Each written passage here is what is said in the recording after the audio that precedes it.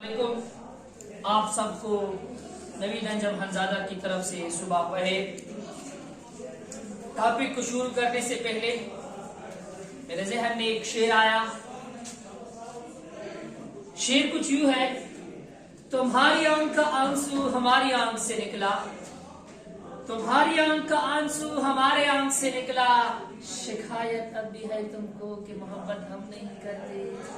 इसलिए मैं ये टॉपिक के आगाज से इसलिए पहले पढ़ा कि आप लोग कहते हो कि सर आप डीप नहीं जाते, तो यही आज का जो हमारे पास टॉपिक है इंतहाई इंपॉर्टेंट है,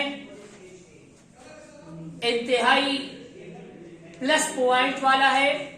इसमें बहुत सारे आपको प्लस पॉइंट मिलेंगे, क्योंकि कुछ लोग जब आज मैं किसी चीज को मतलब किसी पॉइंट को छेड़ूंगा, कुछ लोग जानेंगे और कुछ लोग इसको नहीं जानते। तो आपके लिए अगर आपने जान लिया तो आपके लिए क्या है, ये एक प्लस पॉइंट ही है। आज हम टॉपिक को छेड़ेंगे। एक चीज आपके जहन में होनी चाहिए, आज का जो टॉपिक है अपने दिल की खिड़कियों को खोलकर, दरवाजे को खोलकर, रोशनदान को खोलकर जरूर सुन लीजिएगा, ताकि आपके लिए बहुत हेल्पफुल और फ्रूटफुल बने। आज का हमारे पास टॉपिक है P1, जो कि हमारे पास प्रोनाउन का सेक्शन शुरू है। P1 का मैंने वीडियो किया है, अपलोड भी किया है, और यहाँ पर हमारे पास है P2।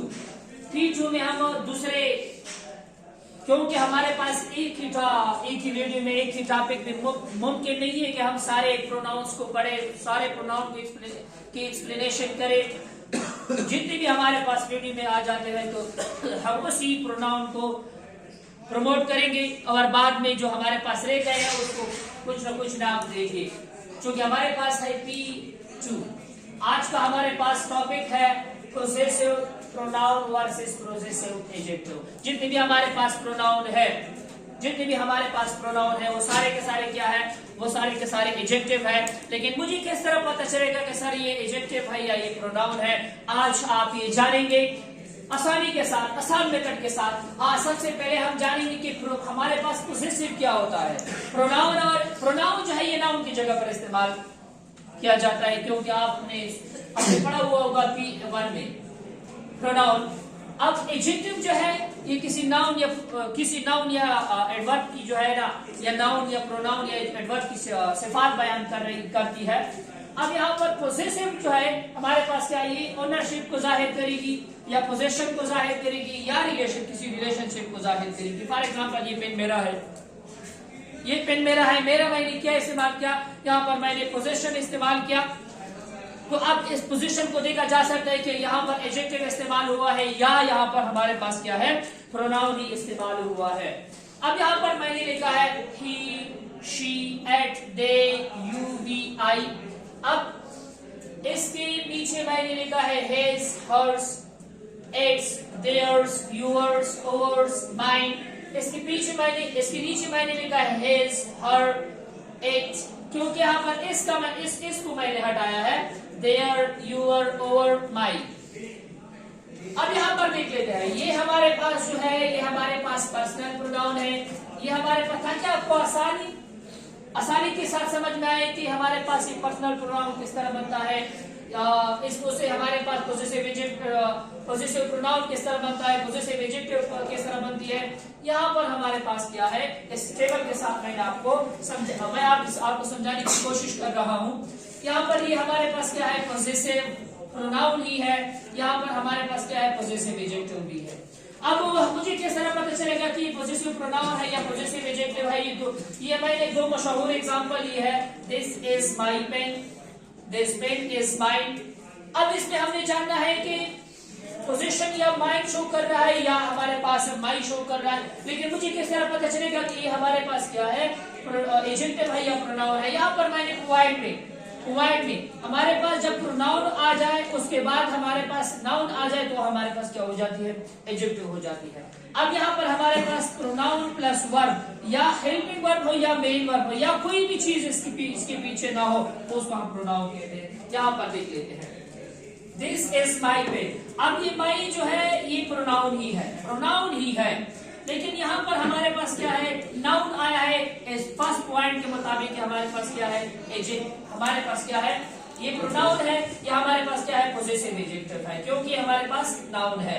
ये हमारे पास क्या है, पोजेसिव एडजेक्टिव। एक बार पे जब प्रोनाउन आ जाए उसके बाद नाउन आ जाए तो उसको हम क्या कहते हैं, एडजेक्टिव कहते हैं। लेकिन वो एडजेक्टिव पता नहीं या इंट्रोगेटिव एडजेक्टिव या डेमोंस्ट्रेटिव एडजेक्टिव, जो भी एडजेक्टिव हो, लेकिन उसके बाद प्रोनाउन हो, उसके बाद कोई नाउन आ जाए, कोई भी नाउन आ जाए तो उसको हम वही एडजेक्टिव, क्योंकि हमारे पास ये पोजीशन जो कर है तो यहाँ पर हमारे पास ये क्या है, पोजेसिव एडजेक्टिव है। अब यहाँ पर इसके पीछे कोई भी नहीं है, यहाँ पर हमारे पास क्या है, पोजीशन हो रहा है, तो इसको हम क्या कहते हैं, पोजेसिव प्रोनाउन ही कहते हैं।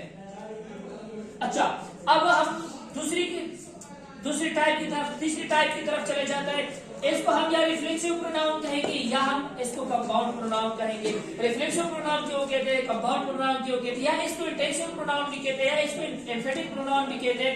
आज की वीडियो में आप ये सब चीजें सीखोगे। यहाँ पर देख लेते हैं, he, she, it, they, you, we, आई।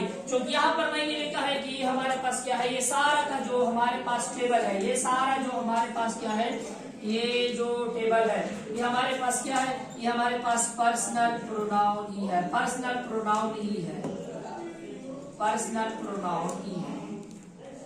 अब ये जो हमारे पास ये जो ग्रुप है, ये जो ग्रुप है, ये हमारे पास क्या है, ये रिफ्लेक्सिव प्रोनाउन है। ये हमारे पास क्या है, रिफ्लेक्सिव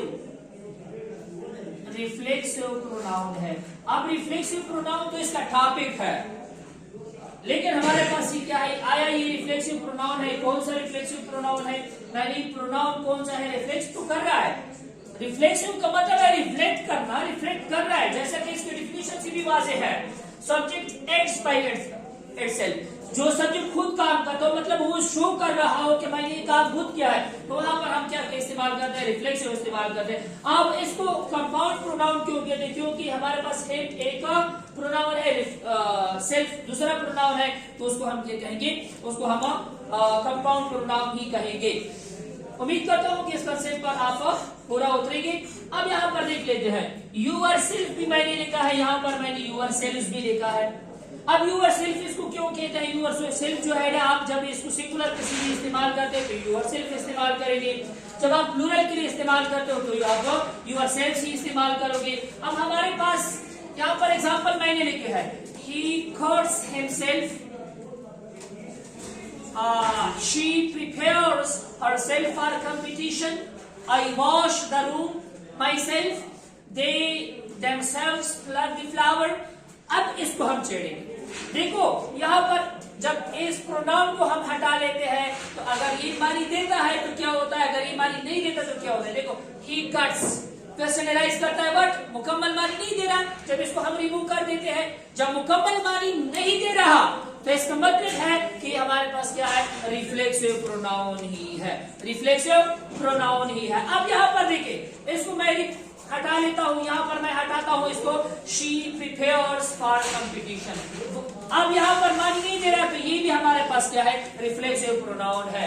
अब यहाँ पर देख लेते हैं, I wash the room, self को मैंने छुपाया, I wash the room, मानी दे रहा है, तो मानी दे रहा है। देखो यहाँ पर कंसेप्ट दूसरा, ये भी मानी दे रहा है, they themselves pluck the flower, themselves को मैंने क्या किया, रिमूव किया, they pluck the flower। अब यहाँ पर ये भी मानी दे रहा है, ये भी मानी दे रहा है। मेरे कंसेप्ट में, आपके कंसेप्ट में जो भी होगा, लेकिन मेरे कंसेप्ट में आपकी आसानी के लिए मैं बता रहा हूँ कि जब वर्ब के बाद ये जो रिफ्लेक्सिव होता है, ये जो कंपाउंड प्रोनाउन होता है, जब वर्ब के बाद आ जाए, सेंटेंस मानी में दे रहा हो, जैसा कि मानी दे रहा है, मैं कमरे को धोता हूं या क्लीन करता हूं, क्लीन में लिख सकते हो।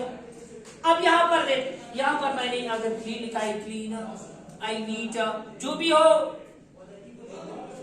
या जो मैंने नीट लिखा, जो भी हो, लेकिन हमारा टॉपिक ये है, वर्ब के बाद जब आ जाता है तो उसको हम एम्फेटिक प्रोनाउन कहते हैं। जब ये वर्ब के पीछे पहले आ जाता है तो उसको हम क्या कहते हैं, इंटेंसिव प्रोनाउन कहते हैं। उम्मीद करता हूं कि आज के टॉपिक से आपने बहुत कुछ सीखा हुआ होगा। इजाजत दीजिएगा, अल्लाह हाफिज।